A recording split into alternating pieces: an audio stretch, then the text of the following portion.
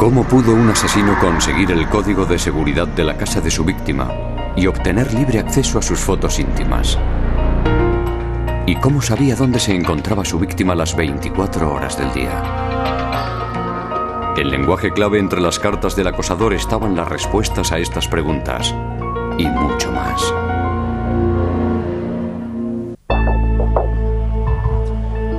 Un estudio reciente afirma que el 2% de los hombres y el 8% de todas las mujeres de Estados Unidos han sido acosados alguna vez en su vida. Charlene Hummert, de 48 años, nunca se imaginó que sería una de ellas. Charlene llevaba casada más de 20 años, tenía 3 hijos y trabajaba para el estado de Pensilvania como auxiliar administrativa. Era una gran persona, muy agradable. Ayudaba a todo el mundo, era creyente, iba a la iglesia todos los domingos. Una buena madre y una buena amiga. La recuerdo como la persona más cariñosa, más entregada y más generosa que he conocido en mi vida. El acoso comenzó en 2001, cuando el marido de Charlene, Brian, encontró un sobre en el parabrisas de su coche. Dentro había una fotografía glamurosa reciente de Charlene, acompañada de una carta. Esto es una prueba de que tu mujer es una zorra. He pasado una noche entera con ella. Ella se aseguró de que mi novia se enterara. Tu mujer ha sido la responsable de eso. Llegó el momento de que lo pague caro. Charlene estaba atónita. Negó tener una relación adúltera. No tenía ni idea de quién lo habría mandado. Le dije que debería ir a las autoridades, ya que la cosa era más seria de lo que parecía. Ese individuo disponía de todo el tiempo del mundo. Y yo creo que para Charlene eso no era nada positivo. La policía actuó poniendo vigilancia extra en la casa de Charlene, pero siguieron llegando más cartas. Tenía miedo por ella, aunque también por él. En el momento en que veíamos a alguien cerca de la casa, todo el mundo estaba alerta las semanas y meses posteriores. La información de la que disponíamos en ese momento era escasa como para seguir adelante. No había sospechosos a los que pudiéramos acudir e interrogar. Analizamos las cartas y las fotografías en busca de huellas dactilares, pero no encontramos ninguna prueba. La carta siguiente del acosador reveló que disponía de información acerca del sistema de seguridad de la casa. Sé lo de la cámara de vigilancia. Los amigos de tus hijos son unos bocazas. Me ha dicho un pajarito que el código de tu casa es el 7805. No es de extrañar que estos incidentes causaran cierta tensión en el matrimonio de los Hummert. Y según Brian, tras una de sus discusiones, Charlene salió precipitadamente de la casa y no regresó. Ni siquiera sus hijos sabían a dónde había ido. La llamé varias veces y no pude contactar con ella, entonces fue cuando me empecé a preocupar bastante. La policía mandó un comunicado a todas las unidades para que encontraran el vehículo de Charlene, un Land Rover blanco. Al día siguiente, la policía lo encontró en el aparcamiento de un supermercado. El cuerpo de Charlene estaba en la parte trasera, bajo una manta. Había sido estrangulada hasta morir. La familia de Charlene estaba convencida de que el acosador la había asesinado. En la autopsia de Charlene Hummert, el patólogo forense confirmó que la causa de la muerte fue estrangulamiento con una cuerda. También se encontraron pruebas que demostraban que el crimen había sido escenificado. El hecho de que tuviera los pantalones al revés me sugirió que quizás le pusieran la ropa una vez muerta. Y también que tuviera la ropa mojada y la parte trasera del coche seca era un indicio casi seguro de que la mataron fuera del vehículo. Había pistas que indicaban que Charlene estaba muerta antes de que la trasladaran. La marca en la zona sacra, o sea, en la rabadilla, parecía ser consecuencia de haberla arrastrado por 2 razones. Una, porque tenía tierra y suciedad incrustada en la piel. Y 2, no había pruebas de cualquier tipo que indicaran que estaba viva cuando eso se produjo. Los investigadores enviaron las muestras de tierra y suciedad a 2 laboratorios forenses distintos para que las analizaran. Por desgracia, ninguno pudo identificar peculiaridad alguna en ellas. En la escena del crimen, los empleados del supermercado suministraron a la policía una información valiosa. Habían visto el coche de Charlene en el aparcamiento cuando acudieron a trabajar poco antes del amanecer. Los investigadores se preguntaron si el asesino pudo haber estado dentro del supermercado. La persona que llevó hasta allí el vehículo debió de resultar sospechosa al aparcarlo allí y largarse sin más. A cualquiera que estuviera dentro del supermercado le hubiera parecido extraño. Así que la policía revisó las cintas de las cámaras de seguridad para ver si alguien había entrado dentro del supermercado antes del amanecer. Un hombre parecía sospechoso. Vestía una parca azul oscuro, gorro de lana y guantes rojos. Además parecía estar escondiéndose de las cámaras. Curiosamente, solo hizo una compra: galletas para perros. No es algo que uno normalmente vea. A pocas personas se les ocurre ir a comprar galletas para perros un sábado a las 6 de la mañana. Desgraciadamente, la imagen tenía tan poca definición que fue imposible realizar una identificación. Me quedé algo frustrado y decepcionado cuando recibimos la cinta de la cámara de seguridad y vimos que no ofrecía una imagen nítida del sospechoso.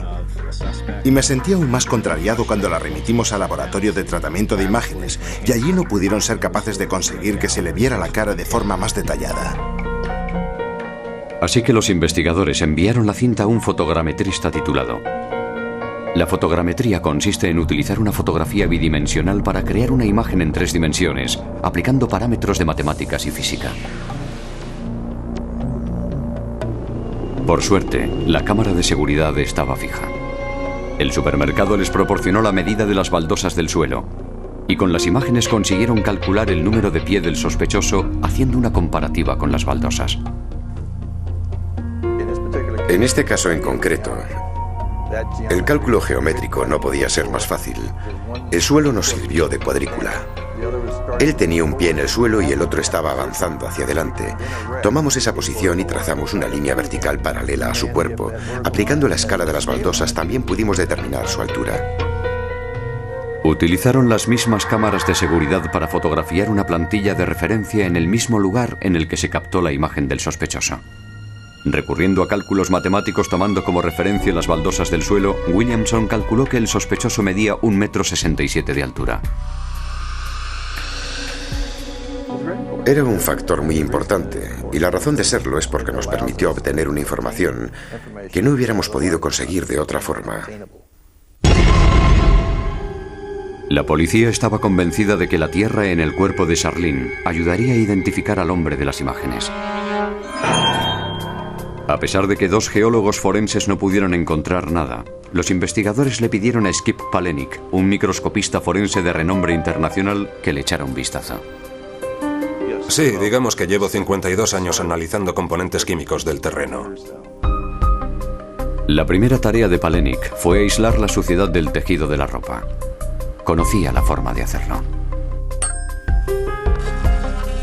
La técnica de usar un diapasón cumplió 2 objetivos en este caso. Primero, concentró la tierra que estaba esparcida por todo el papel en una pequeña área. Y segundo, tuvo el efecto de enredar los hilos que se habían deshilachado de los pantalones, los cuales eran abundantes. Una vez que la tierra fue liberada de otras partículas, Palahniuk pudo comprobar que tenía una muestra casi perfecta.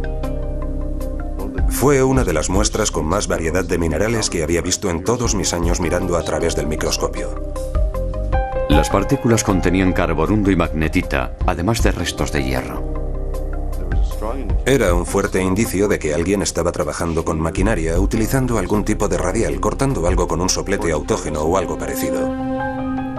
Skip Palahniuk comparó la suciedad en la ropa de Charlene con 5 muestras diferentes de terreno, algunas de la barriada de la víctima y otras de sitios más alejados. Palahniuk determinó que la suciedad en los pantalones de Charlene Hummert procedía de la mismísima entrada a su casa. Cuando le informé a Skip de que el hijo trabajaba de mecánico y que hacía musculación en la entrada al garaje, me contestó: vaya, eso coincide bastante con lo que estoy buscando, y añadió: encaja a la perfección. Los investigadores sabían ahora que el asesino medía 1,67 m, vestía una parca oscura y unos guantes rojos. Y que además arrastró el cuerpo de Charlene frente a la casa de ella después de asesinarla. Esto estrechaba la lista de sospechosos de forma considerable. Brian Hummert Declaró a la policía que la última vez que vio a su mujer Charlene fue un viernes por la noche. También dijo que sus 3 hijos habían salido con los amigos y que la pareja se enzarzó en una discusión acerca de un asunto de sus hijos. Brian dijo que Charlene dejó la casa a eso de las 10:30 de la noche y que nunca regresó. Llegué a mi casa hacia las 4 o 5 de la madrugada. Pude ver cómo mi madre le amenazaba con largarse, pero no lo hubiera hecho sin habérselo dicho a mi hermana o a mí, y además se hubiera llevado a mi hermano pequeño con ella. Bajo una orden judicial, la policía registró la casa de los Hammert. Descubrieron un trozo de cable rojo que la familia utilizaba como correa para el perro. Curiosamente, la forma del cable resultaba familiar. Había un artilugio metálico en una parte de la correa que coincidía bastante con una marca dejada en la parte delantera del cuello. Concluimos que esa correa roja para el perro o bien causó la muerte de Charlene Hammert, o quizás un objeto de unas características similares fue utilizado para asesinarla. Cuando descubrieron esto, Brian Hammert cambió su versión de los hechos. Estoy completamente seguro. No, él no asesinó a su mujer. A través de sus abogados, Hammert declaró que fue su hijo David quien mató a Charlene porque ella se había negado a comprarle un coche. Me pareció ridículo, es verdad que me enfadé con ella, pero era evidente que era el único recurso del que disponían los abogados para echarle la culpa a otro. Ni ellos ni él tenían pruebas para demostrarlo. Esa alegación en concreto la calificamos como una memez. Los investigadores supieron que Charlene se llevaba bastante bien con sus 3 hijos y sobre todo con David, el mayor de ellos. Para los que conocíamos la relación entre David y su madre, sabíamos que eso era imposible que sucediera. Él depositaba toda su confianza en ella y viceversa, ella en él. La relación de Charlene con su marido, en cambio, no era tan buena. Ella no era feliz en su matrimonio. Discutían un montón y ella ya estaba realizando los preparativos para la separación. Charlene ya había dejado a su marido con anterioridad, al parecer por los supuestos malos tratos que él ejercía sobre sus hijos. Pero antes de que los investigadores indagaran aún más en el caso, les llegó una carta anónima. Recibí una carta a mi nombre en la comisaría de policía de alguien que afirmaba ser el responsable del asesinato de Charlene. Las primeras palabras de la carta decían: yo maté a Charlene Hammert y no su marido. Estaba firmada por un tal John. El que la había escrito afirmaba haberla matado cuando ella intentó poner fin a su relación adúltera de 9 meses. Ella quería romper nuestro idilio y yo a cambio le rompí el cuello. Es ya la 5ª mujer que me he cargado. Parece que se me da bien matar. Los polis no tienen ni idea de lo fácil que es tratar de desviar las sospechas únicamente sobre el marido. Los investigadores remitieron la carta, acompañada también de las que había enviado el acosador al doctor en lingüística Robert Leonard, quien en su juventud se había dedicado a una cosa bien distinta. Fue uno de los miembros fundadores del grupo de rock Sha Na Na y dijo que su experiencia leyendo contratos discográficos le enseñó una valiosísima lección. Veía como un contrato parecía decir una cosa, pero en realidad quería decir otra. Fue mi bautismo de fuego en lingüística forense aplicada. Cuando el doctor Leonard examinó las cartas del acosador y las que el asesino en serie envió a la policía, se percató de algo curioso. El que las había escrito utilizaba una figura retórica conocida como repetición irónica, que consiste en utilizar el mismo verbo en 2 frases consecutivas, pero cambiando el contexto. En la carta del asesino en serie estaba escrito: ella quería romper nuestro idilio y yo a cambio le rompí el cuello. Hay un leve cambio con fines irónicos y humor macabro. En la carta del acosador figuraba el mismo artificio retórico. Me hubiera gustado llegar a más, pero lo que ella procuró fue que llegara a oídos de mi novia. El recurso a esta figura retórica era tan poco común que el doctor Leonard dedujo que el acosador y el asesino en serie eran la misma persona.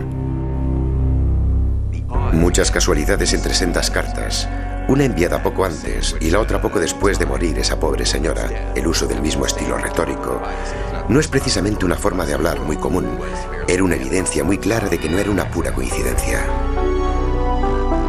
Pero ¿podrían los expertos en lingüística identificar al asesino?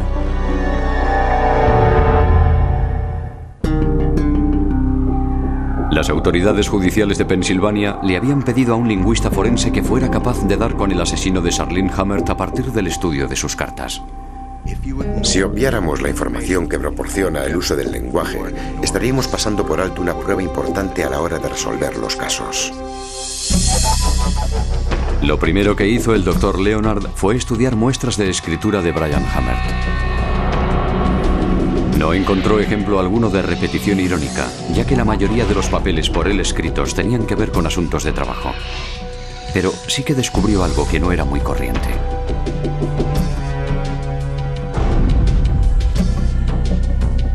Como la mayoría de angloparlantes, Hamert utilizaba muchas contracciones. Pero no recurría a la contracción en frases afirmativas. No apostrofaba el pronombre sujeto con el verbo, típico del inglés. El Dr. Leonard encontró el mismo fenómeno en las cartas amenazadoras. Había contracciones en frases negativas. Por ejemplo, contraía en inglés las formas verbales no creo o no puedo. Pero no contraía las frases afirmativas. Casi todo el mundo utiliza ambas formas indistintamente. No así el autor de las cartas amenazadoras, ni tampoco el asesino en serie en las suyas. En algunas ocasiones aplicaban la contracción en frases negativas, pero jamás en las afirmativas. Esta pequeña pista le proporcionó al Dr. Leonard la identidad del asesino. La única persona de todas a las que he analizado su estilo gramatical que escribía así era el sospechoso, Brian Hamert. La prueba final que le inculpaba se consiguió gracias a la fotogrametría. Brian medía 1,67 m, la misma altura que tenía el sospechoso del supermercado. Además, los investigadores hallaron la parca azul oscuro en la oficina en la que trabajaba Hamert. En un bolsillo estaba el recibo de compra de las galletas para perros. Esto corroboraba el hecho de que él había estado bien temprano en dicho supermercado el 20 de marzo de 2004. En el recibo figuraba la fecha y la hora. Es muy significativo. En el juicio por asesinato de Hamert, la acusación hizo la descripción de un matrimonio con problemas. Vio que su matrimonio estaba haciendo aguas y que, si se inventaba la figura del acosador, esto daría lugar a que su mujer se acercara más a él. Él quedaría más o menos como un héroe y las cosas volverían de nuevo a su cauce. Pero las cartas amenazadoras no hicieron sino acrecentar sus problemas conyugales. De hecho, la acusación cree que Charlene había descubierto indicios de que era Brian el que estaba mandando las cartas amenazadoras. La noche del asesinato, los 3 hijos de los Hamert estaban en la ciudad con sus amigos. Charlene y Brian se enfrascaron en una discusión. Brian, tú las escribiste. Brian perdió el control. Agarró lo primero que tenía a mano, la correa del perro, y la estranguló hasta matarla. Brian vistió a Charlene, pero le puso los pantalones al revés. Sacó a rastras el cuerpo de su mujer hasta el coche, manchándola con esta tierra tan característica que había en el suelo frente a su casa. Brian entonces condujo el coche de Charlene hasta el supermercado situado a 1,5 kilómetros de distancia, no muy lejos para poder regresar andando a casa. Entró en el supermercado y compró galletas para perros con el fin de no levantar sospechas. Fue allí donde las cámaras de seguridad obtuvieron su imagen. Todos conocemos el dicho, una imagen vale más que 1000 palabras, pero en este mundillo su valor es todavía mucho mayor. En octubre de 2006, un jurado declaró a Brian Hamert culpable de homicidio en primer grado. Fue condenado a cadena perpetua sin posibilidad de obtener la libertad condicional. Sinceramente, nunca se me pasó por la cabeza que mi padre pudiera hacer eso porque, en fin, estaba tratando de enmendar su matrimonio. Él nunca había sido violento con mi madre, lo más con nosotros, sus hijos. La impresión a primera vista era que él no pudo haber sido, pero finalmente se pudo demostrar que sí. Los investigadores dicen que este es un caso en el que entraron en juego diversas disciplinas forenses a la hora de corroborar la autoría de un crimen. Evidentemente, él no debió de ver muchos de nuestros programas de televisión, que son como la serie CSI, pero reales. Lo digo porque se lo puso bastante fácil a los investigadores. No me imagino ni por un momento que Brian Hammer alguna vez pensara que por la forma como aplicaba las contracciones gramaticales, estas fueran a inculparle. Es lo último que cualquier persona pensaría. Creo que este caso ilustró de forma maravillosa cómo, metafóricamente utilizando ladrillos de diferentes clases, se puede construir un edificio a base de diversas pruebas forenses y conseguir que el jurado llegue a la conclusión de que lo que nosotros intuíamos era realmente la verdad en este caso en particular.